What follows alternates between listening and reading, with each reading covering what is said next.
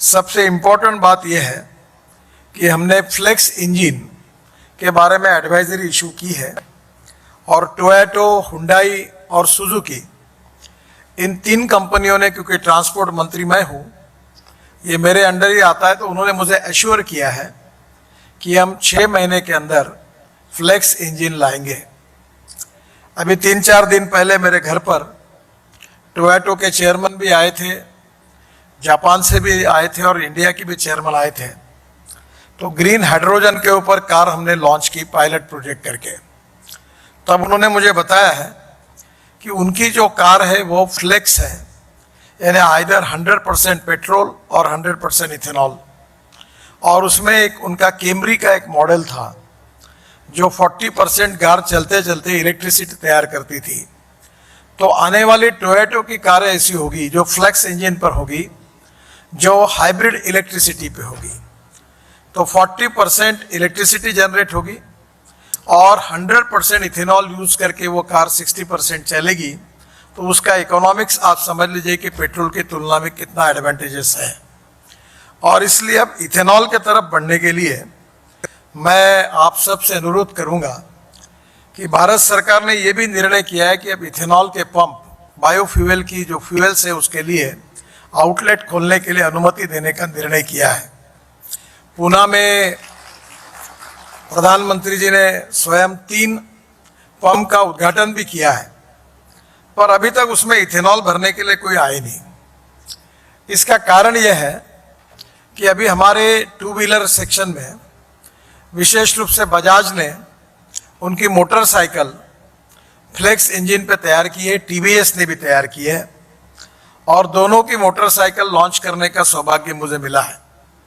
अब हीरो ने भी तैयार की है, उस दिन मेरे घर पर आए थे, उन्होंने भी तैयार की है।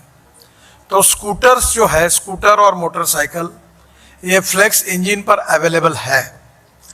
ऑटो रिक्शा भी देने के लिए वो तैयार है। वही बात आती है कि वो बोलते हैं पहले पंप चाहिए, पंप वाले बोलते हैं पहले गाड़ी चाहिए। तो मुझे लगता है इसी में पहली बार आज ऑटो रिक्शा भी अवेलेबल हो सकती है, स्कूटर्स भी अवेलेबल हो सकती है और कार भी अवेलेबल हो सकती है। तो मेरा सबसे पहले अनुरोध शुगर फैक्ट्रीज वाले जो है, जिनको इथेनॉल मैन्युफैक्चरिंग करते हैं, उनसे मेरा अनुरोध है कि वो अपने कारखाने पर और अपने एरिया में इथेनॉल के पंप तुरंत खोलें। और इथेनॉल के पंप खोलने के बाद अगर वो स्कूटर, ऑटो रिक्शा और कार 100% इथेनॉल पर चालू होगी तो इथेनॉल का कंजम्पशन आप ही कर सकेंगे। तो एक बहुत बड़े प्रमाण में इथेनॉल पेट्रोल के अल्टरनेटिव के रूप में सेल होगा और जिसके कारण आपको काफ़ी फायदा भी होगा, पोल्यूशन भी कम होगा, हमारा इंपोर्ट भी कम होगा और गांव के लोगों को रोजगार भी निर्माण होगा। और इसलिए मेरा अनुरोध है कि शुगर फैक्ट्रीज इथेनॉल का पंप अभी शुरू करने के लिए इंटरेस्ट ले। इसके बारे में अगर कोई अड़चन आती है तो ज़रूर मुझे मिलिए, क्योंकि इसके बारे में मैं ऑलरेडी पेट्रोलियम मंत्री जी के साथ लगातार चर्चा में हूँ।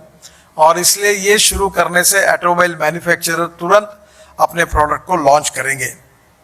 और एक इम्पॉर्टेंट बात है कि इथेनॉल के प्रोडक्शन के बारे में अलग अलग प्रकार की स्कीम्स है, पर जहाँ तक मेरा अनुमान ये है कि आने वाले 5 साल में जब फ्लेक्स इंजन तैयार होंगे और इथेनॉल की टोटल रिक्वायरमेंट 4000 करोड़ लीटर होगी, और जब हम लोग सब ताकत लगा के केवल 465 करोड़ लीटर पर है, तो आने वाले समय में इथेनॉल लेंगे नहीं लेंगे, इस प्रकार की चर्चाएं काफ़ी बार होती है। यह अप्रस्तुत है। आप में जितना दम होगा आप तैयार करिए। मुझे नहीं लगता कि इथेनॉल के लिए कोई मार्केट के लिए प्रॉब्लम होगा, इतना इथेनॉल का मार्केट अवेलेबल है। तो एक प्रकार से काफ़ी बड़े प्रमाण पर सरकार लगातार ये कोशिश कर रही है कि इथेनॉल के अलग और कैसे उपयोग हो सकते हैं। ब्राज़ील ने तो इथेनॉल से बायोप्लास्टिक भी बनाया और वो बायोप्लास्टिक बायोडिग्रेडेबल है। तो मुझे लगता है कि धीरे धीरे बीच में उसकी भी ट्रायल हिंदुस्तान में हुई थी और ये पेट्रोलियम प्लास्टिक की तुलना में उसकी कीमत लगभग बराबर थी। पर अब ये पेट्रोल और इसकी जो कीमतें लगातार फ्लक्चुएट होती थी, उसके कारण ब्राज़ील की वो इंडस्ट्री अब फिलहाल काम नहीं कर पा रही है। मेरा आपसे अनुरोध है कि आने वाले समय में इथेनॉल में काफ़ी रिसर्च हो रहा है। और अभी जो ब्राज़ील की कंपनी है एम्ब्रिल, जो छोटे जेट बनाती है, उन्होंने ऑलरेडी इसमें काफ़ी काम किया है और मैंने एक ग्रुप की मीटिंग भी ली है और हम कोशिश कर रहे हैं कि एविएशन इंडस्ट्री में भी इथेनॉल का उपयोग कैसे हो। और इसलिए स्वाभाविक रूप से बीच में स्पाइस जेट का एक प्लेन देहरादून से हमने दिल्ली लाया था और उस समय ये जो प्लेन था इसमें 50% बायोफ्यूल यूज हुई थी। तो आने वाले समय में एविएशन में आपको मालूम होगा 2 साल पहले 26 जनवरी को जो हमारे दिल्ली में फाइटर जेट उड़े थे उन सब ने 100% बायो इथेनॉल यूज किया था। और चीफ एयरफोर्स के जो चीफ है उनसे साथ और डिफेंस फोर्सेस के साथ भी लगातार मेरा कम्युनिकेशन हो रहा है और जल्दी ही एविएशन में एयरफोर्स में इथेनॉल का बड़ा खप बढ़ाने के बारे में हम लोग गंभीरता से सोच रहे हैं। मुझे लगता है कि 4 लाख टेलीकॉम मोबाइल टावर्स जो है इन टावर्स के लिए अगर हम इथेनॉल यूज़ करेंगे तो और ज़्यादा इसकी खपत बढ़ेगी। तो इसलिए बहुत से लोगों के मन में ये थोड़ा बहुत डाउट है जो बार बार इसका जिक्र करते उसकी चर्चा करना बंद कर दो कि इथेनॉल कौन लेगा, ज़्यादा होगा तो क्या होगा। मुझे ये जो चर्चा है ये निरर्थक है। मैं जब इलेक्ट्रिक व्हीकल की बात करता था तब लोग यही बोलते थे चार्जिंग स्टेशन नहीं है। अब इलेक्ट्रिक इतने बड़े प्रमाण पर आई है कि मैंने अभी ये डिक्लेयर किया है कि आने वाले साल 1.5 साल के अंदर पेट्रोलियम कार की कीमत जो है उसी कार में इलेक्ट्रिक कार मिलेगी। ये मैंने विश्वास के साथ बताया और अब लगभग वो स्थिति आई है। 136% राइज है इलेक्ट्रिक व्हीकल में और अभी मेरा अंदाज बस में 1200% है। अभी 500 हमारे यहाँ नागपुर में 200, मुंबई में 500 बसेस, पुणे में बसेस आ रही है। अब सब जगह इलेक्ट्रिक बसेस आ रही है, लग्जरी बसेस आ रही है और इसलिए आने वाले समय में हमें किसी भी प्रकार से इंपोर्ट को कम करना होगा। और एक बात ये भी मन में आती है कि फिर इलेक्ट्रिक आएगी तो इथेनॉल का क्या होगा। आप चिंता मत करिए, हिंदुस्तान का 2 बातों में रिकॉर्ड है, एक पॉपुलेशन बढ़ाने में और दूसरा व्हीकल नंबर बढ़ाने में।